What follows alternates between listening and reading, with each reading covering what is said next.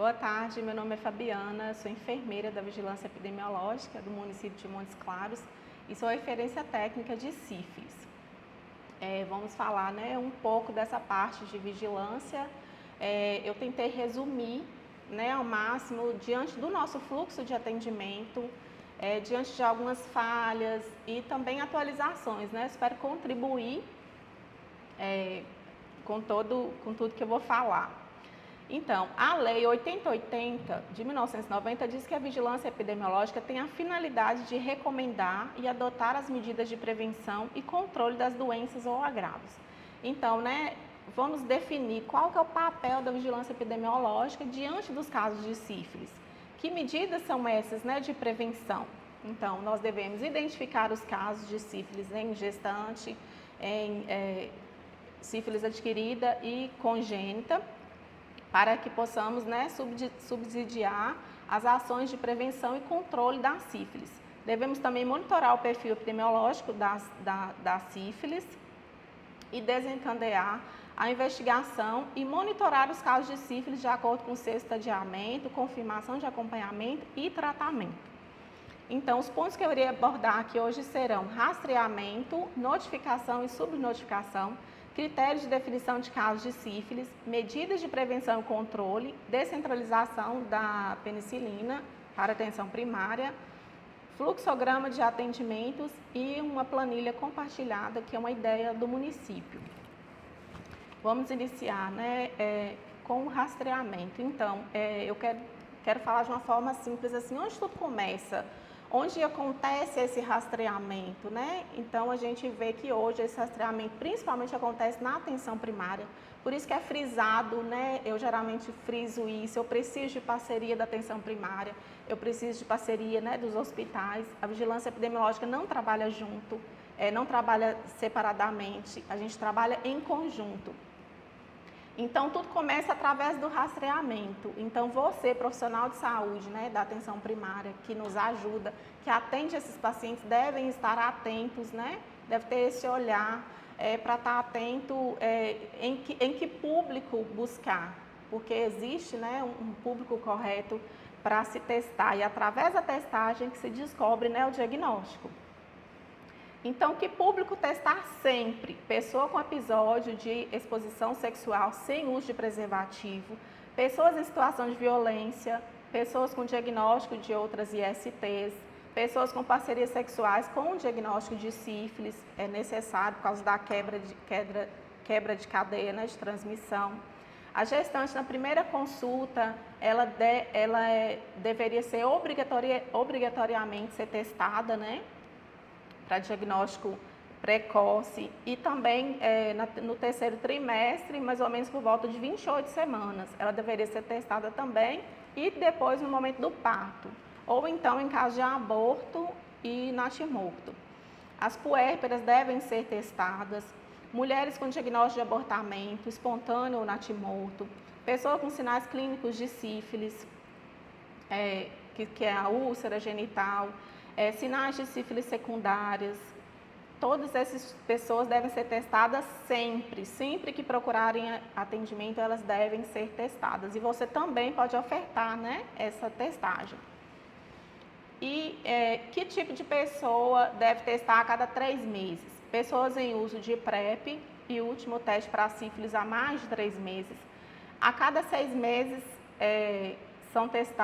devem ser testadas as pessoas gays, homens que fazem sexo com homens, trabalhadores do sexo, travestis e transexuais, pessoas que usam álcool ou outras drogas e pessoas privativas de liberdade, e pessoas também vivendo com HIV. E para o público que deve ser testado anual, fica aí os adolescentes e jovens menores de 30 anos, com vida sexual ativa. Então, eu quero falar diretamente para a atenção primária, que todo profissional ele deve se ater a esse cuidado, a esse olhar diferenciado.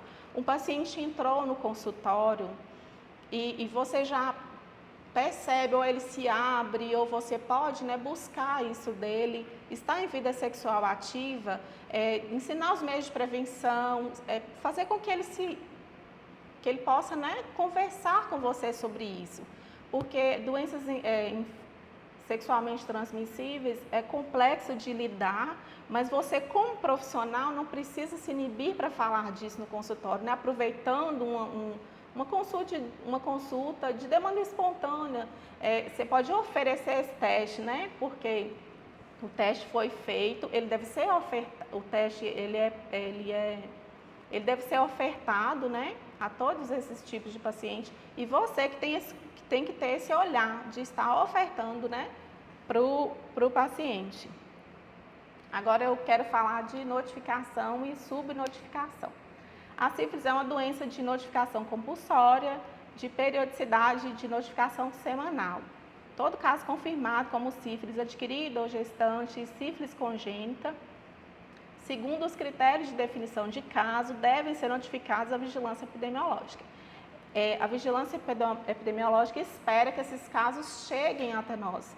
O que seria aí a subnotificação? Seriam os casos, né, que foram descobertos, mas não foram notificados. O profissional descobriu e já houve casos em que descobriu, tratou, registrou, mas não notificou. Então, a vigilância epidemiológica ela precisa desse dado. E então, né, espero que seja erradicada essa subnotificação. Todos os critérios de definição que eu vou citar adiante para notificação de sífilis podem ser consultados na norma informativa número 2, da SEI de 2017. A notificação compulsória, outra observação, né, para os profissionais. A notificação compulsória é obrigatória para os médicos, outros profissionais de saúde ou responsáveis pelos serviços públicos e privados de saúde, que prestam assistência ao paciente em conformidade do artigo 8º da Lei número 6.259, de 30 de outubro de 1975. Então, a gente vê aí uma obrigatoriedade de notificação. Identificou o caso de sífilis, é obrigatório notificar, né? A vigilância espera que todos os profissionais cumpram essa obrigatoriedade. Quais são os critérios de definição de caso de sífilis adquirida? Temos duas situações, uma em que o indivíduo pode ser assintomático com teste não treponêmico reagente, com qualquer titulação, e teste treponêmico reagente e sem registro de tratamento prévio. Ele pode ser assintomático, mas ele tem que ter, né, os dois testes, um treponêmico e um não treponêmico reagente. Isso é uma situação da sífilis. E a outra, da sífilis adquirida. E a outra situação seria indivíduo sintomático para sífilis, com pelo menos um teste reagente, treponêmico ou não treponêmico. Acontece de chegar, né, a notificação para a gente e sem nenhum marcador, sem nenhum teste, sem nada escrito. Então, deve obedecer esses critérios, né, para a definição de caso, para que ele seja notificado. Nos critérios de definição de caso de sífilis em gestante, temos 3 situações, que seria aquela, né, mulher assintomática para sífilis, que durante o pré-natal, parto ou puerpério apresente pelo menos um teste reagente, seja ele treponêmico ou não treponêmico. Você já pode notificar essa gestante, né? Desde também que ela não tenha um registro de tratamento prévio, porque pode ser também um histórico de cicatriz sorológica, né? Tudo tem que ser avaliado, né? Clinicamente e com um exame, né? A situação 2 são mulheres sintomáticas para sífilis que durante o pré-natal e parto ou puerpério apresente pelo menos um teste reagente, teste treponêmico ou não treponêmico, com qualquer titulação. Essa também deve ser notificada. E a terceira situação é a mulher que durante o pré-natal, o parto ou puerpério apresente teste não treponêmico reagente com qualquer titulação. E teste treponêmico reagente independente da sintomatologia da sífilis e também de tratamento prévio. Nos casos de definição de sífilis congênita, temos 3 situações também. A situação 1 é todo recém-nascido, natimorto, ou um aborto de mulher com sífilis não tratada ou tratada de forma não adequada. Lembrando que o tratamento adequado é aquele, né, que completa para o estágio clínico com penicilina benzatina e é iniciado até 30 dias antes do parto. Gestantes que não se enquadram nesses critérios serão consideradas como tratadas de forma não adequada. Então, ela tem que ser tratada 30 dias antes do parto com penicilina, né, para ela ser considerada tratamento adequado. Situação 2 é toda criança com pelo menos 13 anos de idade, com pelo menos uma das seguintes situações: manifestações clínicas, alterações licoríficas ou radiológicas de sífilis congênita e teste não treponêmico reagente. Na situação 3, evidência microbiológica de infecção pelo treponema pálido em amostra de secreção nasal ou lesão cutânea, biópsia ou necrópsia de criança ou aborto ou natimorto. A detecção do treponema pálido se dá por meio de exames diretos por microscopia de campo escuro ou com material corado. Então, para a notificação tem que obedecer os critérios de notificação. Eu coloquei algumas fichas, né, preenchidas, porque ainda ocorrem esses erros aqui no município e eu quis frisar isso. Todo o campo é importante para a vigilância epidemiológica, porque são feitos estudos em cima de todas essas informações. E para acompanhar esse caso fidedignamente, precisamos de todos esses dados. Então, é importante, né, que a fonte notificadora, né, seja escrita no campo, igual no campo 6, o nome completo da paciente, a data de nascimento, alguns ainda colocam, né, trocam essa data de nascimento pela data de diagnóstico, por exemplo. O nome da mãe, a idade, principalmente esse campo 12, a idade gestacional da notificação, primeiro trimestre, segundo trimestre. E se for no momento do parto, né, seria considerável que colocasse parto, para a gente estar sabendo dessa ficha, assim, mais precisamente.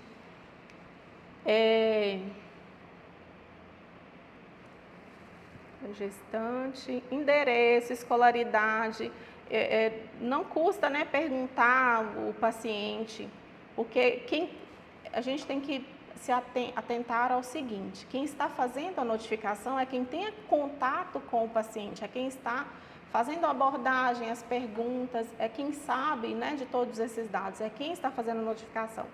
Então, todos os campos são necessários. E é ideal também que faça a notificação já com o paciente, né, perto de você, no momento em que ele ainda está na consulta, para que não se perca nenhum dado. Aqui é a parte de investigação. Então, outro detalhe da ficha importantíssimo é a classificação clínica, se prescreveu o tratamento ou não.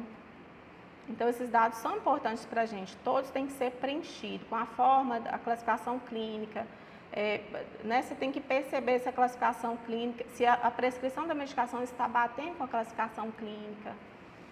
Então, todos os campos são necessários. Nunca faltar, né, a assinatura e carimbo do profissional que está notificando.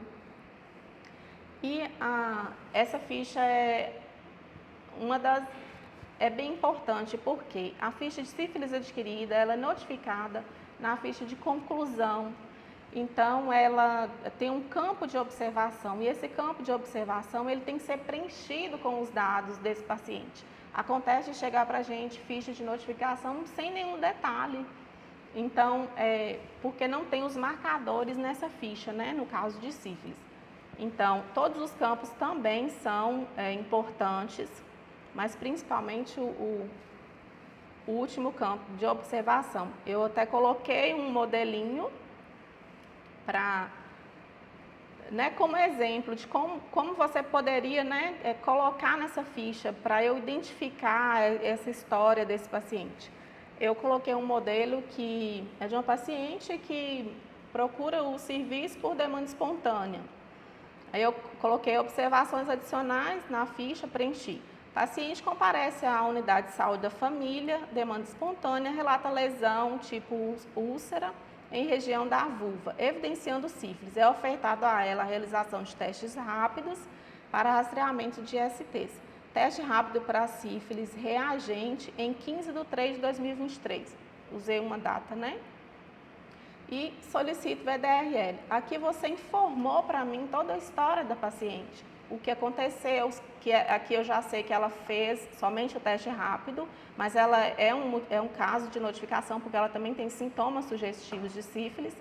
E isso para mim é importante. Agora, quando a ficha vem em branco, eu tenho que ter o trabalho de contactar a atenção primária novamente ou olhar no prontuário, né? Fazer uma pesquisa, uma busca ativa no prontuário eletrônico do paciente.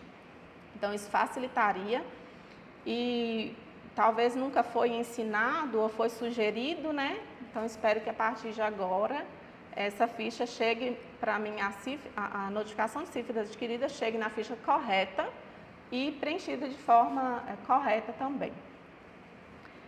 E outro detalhe, essa ficha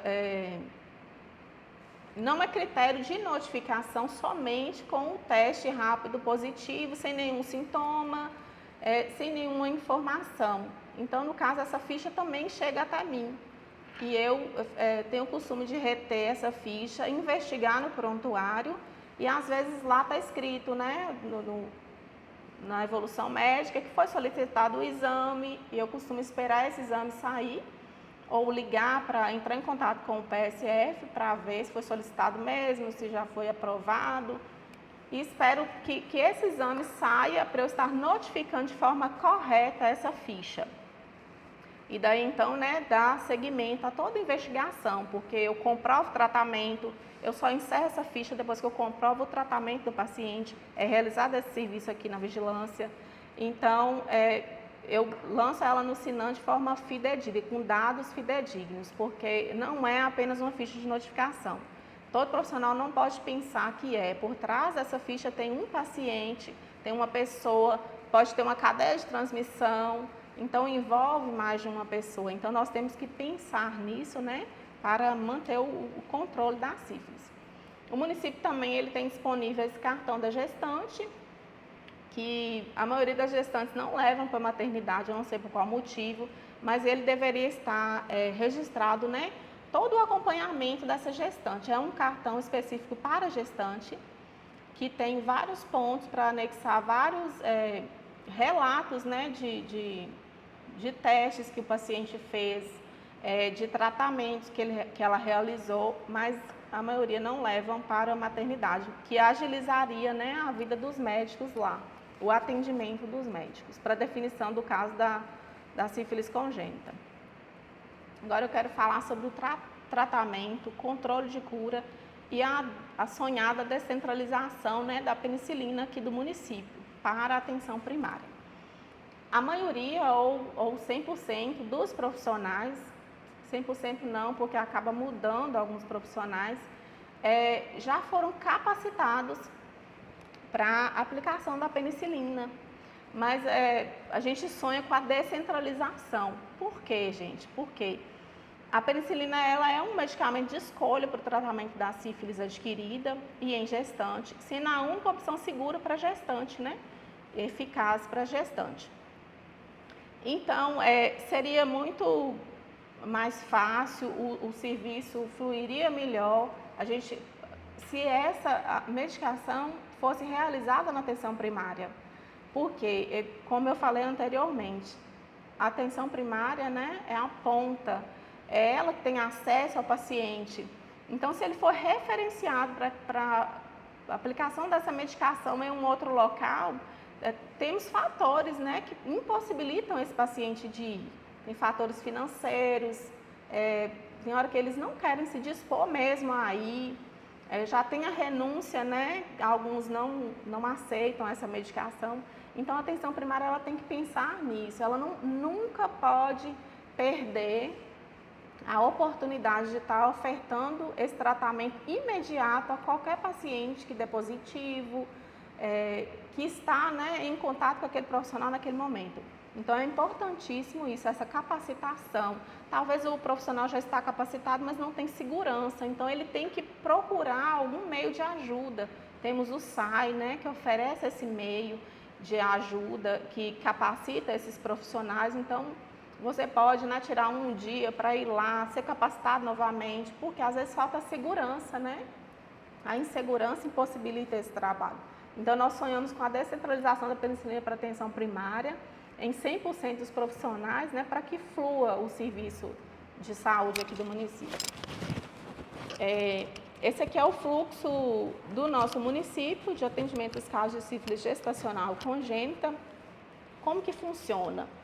A maternidade acolhe a paciente, a gestante, realiza o diagnóstico e inicia o tratamento na mãe e no recém-nascido quando necessário. No caso da sífilis gestacional, notifica a maternidade, né, notifica a vigilância epidemiológica até 24 horas, inicia tratamento na gestante, na maternidade, em caso, né, se necessário for, e a vigilância epidemiológica, em posse da notificação, informa a estratégia de saúde da família do caso, né, notificado.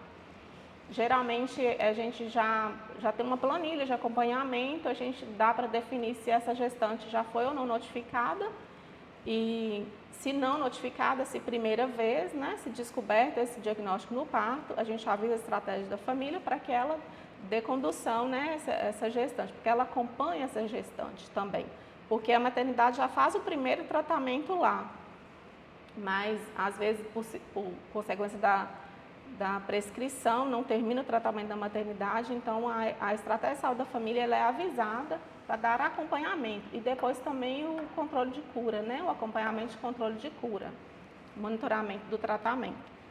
E nos casos de sífilis congênita, a maternidade notifica e envia para nós, vigilância epidemiológica, a ficha de sífilis congênita. Em caso de sífilis exposta, em caso de criança exposta a sífilis também, essa ficha chega para a gente está sempre pedindo, né, que chegue todos os dados corretos, que a gente precisa disso, né, desses dados. E em caso de sífilis congênita, a gente notifica, né, no SINAM. E a vigilância epidemiológica, em posse da ficha de notificação, agenda o infectologista. Essa primeira consulta para a criança exposta ou com sífilis congênita, o primeiro agendamento dela para infectologista pediatra do nosso município, que é a doutora Jane ou a doutora Lara. Esse agendamento é feito pela vigilância epidemiológica. Por quê? Para que não se perca, né, esses dados, esse contato que a gente tem. Porque nós precisamos ficar por dentro de todos os casos que acontecem. Então, uma forma também da gente estar monitorando isso. Aí, em posse dessa ficha, a vigilância oferece esse agendamento e depois avisa, né, a estratégia de saúde da família do agendamento, e ela referencia o recém-nascido ao CERD, que é acompanhado, né, até os 2 anos de idade. Lembrando que a atenção primária também tem que acompanhar esse recém-nascido, independente dele estar sendo acompanhado com o infectologista, porque ela também precisa de dados e ela pode dar esse suporte, né? Mas como o município oferece esse serviço, e é um serviço maravilhoso, muito bem cuidado pelas 2 infectologistas, eu elogio muito a doutora Jane, ela cuida muito bem dos pacientes dela. Eu costumo falar que na vigilância são, né, os meus bebês de sífilis, então ela cuida muito bem. Ela acompanha as mães das crianças também, então esses pacientes eles são acompanhados. E o fluxo da sífilis adquirida e gestacional. A sífilis adquirida, né, geralmente a atenção primária ou as UPAs, os hospitais, o profissional que atende esse paciente, ele realiza o teste rápido e posteriormente solicita, né, o VDRL, se positivo. Eles realizam a notificação e encaminham para a vigilância epidemiológica. Em posse, e agora eu vou falar um pouco como que funciona esse serviço. A ficha de notificação chega para mim, como vigilância epidemiológica, e eu mensuro todos os dados, faço uma busca ativa no prontuário eletrônico para comprovar tratamento, para comprovar se esse paciente já estava sendo acompanhado, se é a primeira manifestação de sífilis que ele teve, se é um caso de cicatriz ou não. Eu só sei que essa ficha de investigação, esse paciente é realmente investigado. Eu não encerro esse caso. No caso da sífilis adquirida, a ficha pode ser encerrada até 60 dias. Eu não encerro esse caso no SINAM antes de saber que o paciente tratou, antes de ver que está agendado um controle de cura para ele. Tem que elogiar a estratégia de saúde da família, eles realizam esse trabalho. Ainda por fluxo acontece, né, de um desalinhamento ou também por falta de interesse do próprio paciente, né? Ele não quer voltar para completar o controle de cura, o monitoramento desse tratamento, que é importantíssimo, né? Que é através do monitoramento que você descobre se houve cura ou não. Então, existem esses contratempos, mas geralmente esse paciente ele é investigado. Se precisar ligar, a gente liga eu como referência, com todo cuidado, né? Abordando questões de sigilo também, me apresentando muito bem. Eu faço uma busca ativa nesse paciente também, quando eu vejo que não tem registros no prontuário, porque talvez ele foi atendido no hospital, não está lançado no prontuário eletrônico. Então, eu faço essa investigação também. Estamos querendo dar o nosso melhor, né, como vigilante, como profissional de saúde. E nos casos da gestante também, né, é ofertado teste rápido em todas as estratégias de saúde da família, já possuem esse teste. É ofertado esse teste rápido para a sífilis, geralmente na primeira consulta, como forma de rastreamento.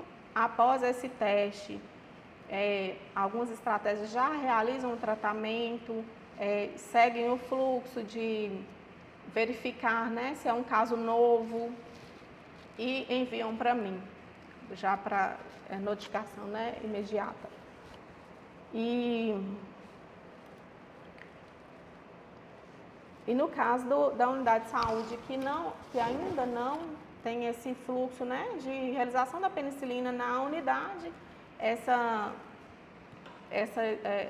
UBS, ela encaminha para a Policlínica do Alto São João, para que a gestante faça o tratamento lá. E para finalizar, eu vou estar aqui apresentando uma planilha compartilhada, que é uma coisa nova do município que a gente pensou, né, para melhoria, para monitoramento, para dar seguimento, né, correto para todos os casos de sífilis adquirida e gestacional. É assim, uma planilha compartilhada, uma planilha que vai ser compartilhada com atenção primária, vigilância epidemiológica, UPAs, hospitais, claro que com profissionais de saúde, né? Por que o motivo dessa planilha? Qual o objetivo, né? Monitoramento de forma integral de todos os serviços disponíveis para acompanhamento desse paciente. Por isso que ela vai ser referenciada para todos esses, né, serviços. A gente pensou que, através da planilha, todos possam interagir e trabalhar juntos. Essa planilha vai constar o nome do paciente, né, notificado, a data de nascimento, data da fonte notificadora, o número da notificação, os exames laboratoriais, né, já feitos, tratamento prescrito e realizado. Vai ter dados, né, do bairro que a pessoa mora, para ser localizada, a estratégia de saúde da família que ele faz acompanhamento. Então, nós vamos conseguir monitorar juntos todos esses pacientes, para que não se perca dado, para que um possa ajudar o outro e que, principalmente, né, a gente possa receber a notificação e também encerrar essa notificação como cura. Esse é o nosso objetivo, é cuidar da sífilis, não cuidar apenas da notificação. Nós vamos cuidar desse paciente. Então, essa planilha foi pensada com muito carinho, eu acredito que vai dar muito certo. Porque o profissional de saúde, o enfermeiro ou o médico vai acessar, né, essa planilha e lá vai ter dados do seu PSF, vai ter dados, né, voltados, como está identificado por unidade de saúde que a pessoa é locada, é registrada, ele vai ter controle de quantos pacientes de sífilis ele tem, vai ser um serviço mais minucioso e mais detalhado. E como vai funcionar essa planilha? Assim que, para a atenção primária, assim que o caso for notificado, o enfermeiro mesmo pode anexar o nome desse paciente e todos os dados que ele fez, que ele já realizou com o paciente. Se foi teste rápido, aí ele pode colocar também que ele solicitou o VDRL, ele já pode agendar a próxima consulta para trazer o resultado desse VDRL. Posteriormente, né, já vai ter lá um campo que é do controle de cura, que vai estar, ele mesmo pode colocar o agendamento, né, do controle de cura. Por quê? Nos casos de sífilis, ele tem que repetir, depois do tratamento, ele tem que repetir o VDRL, no caso é esse que a gente usa no município, para fazer o controle de cura, né, o monitoramento dessa cura. Então, lá na planilha vai estar identificada a data do primeiro controle de cura dele. Daqui 3 meses vai estar lá identificado. Então, ele vai ficar por dentro do que ele tem que fazer com esse paciente. Agendar a consulta, marcar o VDRL. Então, ele vai estar por dentro de como monitorar esse paciente. E da mesma forma, os hospitais. Nós vamos ter uma planilha de gestante e uma planilha de sífilis adquirida. Da mesma forma, os hospitais, né, vão ter acesso a isso. Por quê? Principalmente para as gestantes. Elas chegam lá sem muitas informações. Então, o hospital ele vai ter controle pelo nome da gestante, né, de se ela fez tratamento ou não, se é um caso de cicatriz sorológica, se ela fez um acompanhamento. Então, se ela fez um acompanhamento, vai estar registrado nessa planilha. Então, o hospital também, tem muitos casos que são diagnosticados no hospital. Então, ele também vai ter esse controle de alimentar essa planilha. Porque ele vai anotar lá o paciente, os exames que foram realizados para ele, o tratamento que já foi realizado, e daí então o PSF, né, de posse dessa planilha, vai identificar que aquele paciente é dele e vai dar acompanhamento nesse paciente. E eu vou estar monitorando essa planilha diariamente, os casos que não forem alimentados, né, pelos responsáveis, eu mesmo alimentarei de posse com a ficha de notificação, né, após chegar até mim.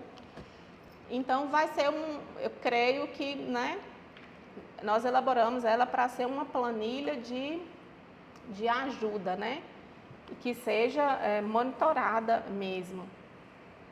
E aí vai ser disparada para a atenção primária e para todos esses profissionais, vai ser definido quem vai ficar responsável por preencher essa planilha, que no caso da atenção primária, eu quero pedir parceria dos enfermeiros e dos hospitais, vamos definir ainda através de uma reunião, para ver como que vai ficar, porque não é só fazer a planilha, nós temos que monitorar, alimentar ela, né, com todos os dados de notificação.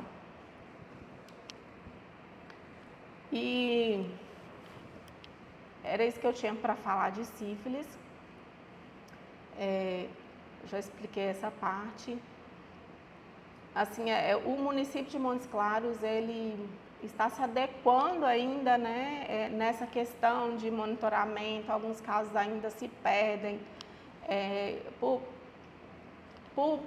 falta de busca do paciente mesmo. O serviço ele é ofertado ao paciente, mas nem sempre esse paciente é acessível, né, a cumprir todo o protocolo. Mas o município está satisfeito, né, com o serviço que é prestado a eles.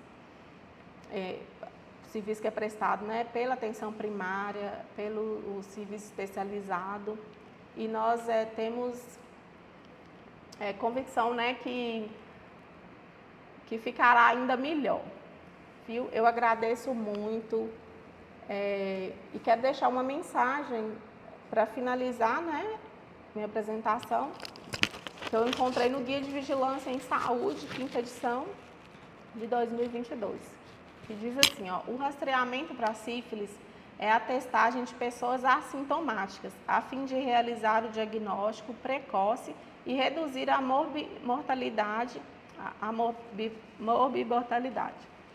Esse rastreamento não identifica apenas uma pessoa, o que difere de outros, como a mamografia no câncer de mama.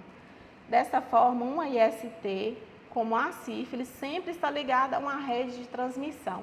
Quando não diagnosticada e tratada, perpetua um agravo na comunidade e expõe a pessoa à infecção, caso não sejam adotadas medidas preventivas.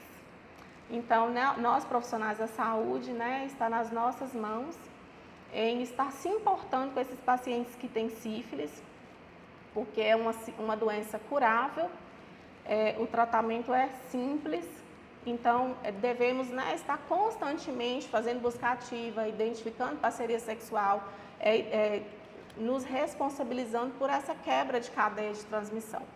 Porque se um paciente chega até nós, temos que ter a responsabilidade de encerrar esse caso como cura. E essa mensagem traz isso, né? A importância no ser humano. Então, muito obrigado, espero ter contribuído e estou à disposição para qualquer tipo de dúvida.